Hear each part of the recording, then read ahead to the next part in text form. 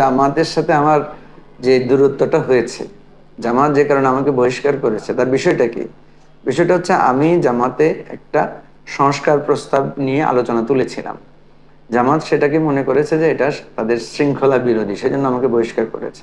সুতরাং জামাত যদি সংস্কার না হয়, জামাত যদি নিজেকে পরিবর্তন না করে, আমারও জামাতে ফিরে যাওয়ার কোনো সুযোগ নাই। আর এটা অসম্ভব ব্যাপার। আরো মজার ঘটনা হচ্ছে, আমি যতটুকু জানতে পেরেছি জামাতে অলরেডি তাদের এই দলটাকে, এই জামাত ইসলামী তার যে আদর্শ বা যে অবস্থানে আছে এটাকে সে বিলুপ্ত করে দেওয়ার জন্য নিজেই সিদ্ধান্ত নিয়েছে। সুতরাং যেই দল তার নিজেকে বিলুপ্ত করে দেওয়ার জন্য নীতিগতভাবে একমত হয়েছে, সেই দলে তো আর ফিরে যাওয়ার কোনো সুযোগই নাই। সেই দলে ফিরে যাওয়ার তো কোনো প্রশ্নই আসে না। আমি দৃঢ়ভাবে মনে করি যে আজ হোক কাল হোক জামাতকে তার নতুন রাজনৈতিক সিদ্ধান্ত তাকে নিতেই হবে।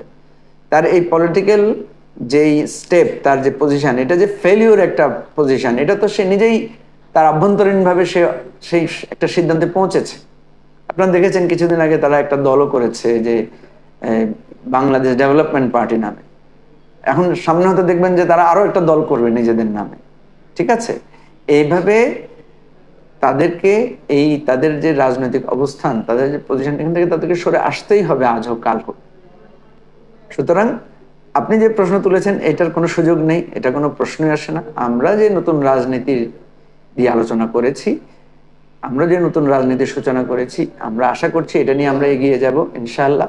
এবং একদিন না একদিন এটা প্রমাণিত হবে যে আমরা যেই কথাটা বলেছিলাম, আমরা যে ভুলগুলোর সংশোধন করার জন্য বলেছিলাম এটাই সত্যি।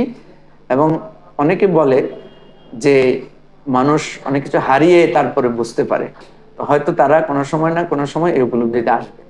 আমরা সামনে বেশ কয়েকটা বিকল্প এখন দেশের জন্য উপস্থিত হয়েছে, আমরা যেটা দেখতে পাচ্ছি। একটা হলো যে নিরপেক্ষ তত্ত্বাবধায়ক সরকারের অধীনে যে নির্বাচন, আমাদের সকলের দাবি যেটা।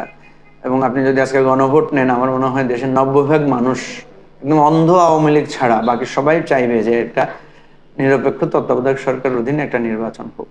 তো আমরা মনে করছি যে নিরপেক্ষ তত্ত্বাবধায়ক সরকারের অধীনে নির্বাচনটায় যে গণদাবি, এটা সরকার যদি এটা মেনে নেয় তাহলে আপোষের মাধ্যমে একটা ক্ষমতা হস্তান্তর, সংবিধানের যে পদ্ধতিতে এটা করা সম্ভব, কেয়ারটেকার ব্যবস্থা পুনঃ প্রবর্তন করাও সম্ভব। এটা আমি মনে করি একটা আগ্রহের ব্যাপার, এটা হচ্ছে সদিচ্ছার ব্যাপার। এই সদিচ্ছা করলে দেশটা শান্তিতে একটা পরিণতির দিকে যাবে। আর যদি সরকার এই দাবিটা মেনে না নেয়, সরকারের অন্যান্য যে সমস্ত ব্যর্থতা আছে, দ্রব্যমূল্যের ঊর্ধ্বগতি, তারপরে আপনার এই যে লোডশেডিং, দেশের ব্যাংকিং ব্যবস্থাপনায় ধস, তারপরে আপনার রিজার্ভের সংকট, মানুষ এই যে একটা মানে দুর্ভিক্ষ একটা পরিস্থিতি, দুর্ভিক্ষের পরিস্থিতি মানুষ যেটা সাফার করছে পরিস্থিতির মধ্যে, এটাতে যদি গণ অভ্যুত্থানের মাধ্যমে, গণ অসন্তোষের মাধ্যমে সরকারকে পদত্যাগ করতে হয়, বিদায় নিতে হয়, তাহলে দেশে একটা অরাজকতার পরিস্থিতি তৈরি হতে পারে এবং এটার দায় সম্পূর্ণভাবে সরকারের উপর বর্তাবে।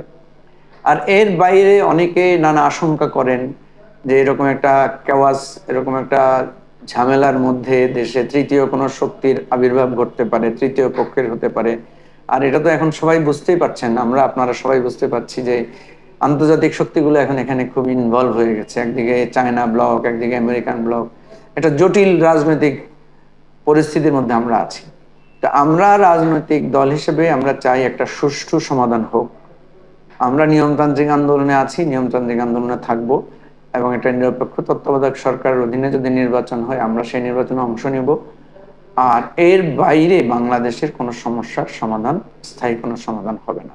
সরকার যদি জোর করে একটা একপেশে নির্বাচন করতে চায়, এটা সে যতদিন চাইবে, যতদিন থাকবে, সে অবৈধ সরকার হিসেবে থাকবে।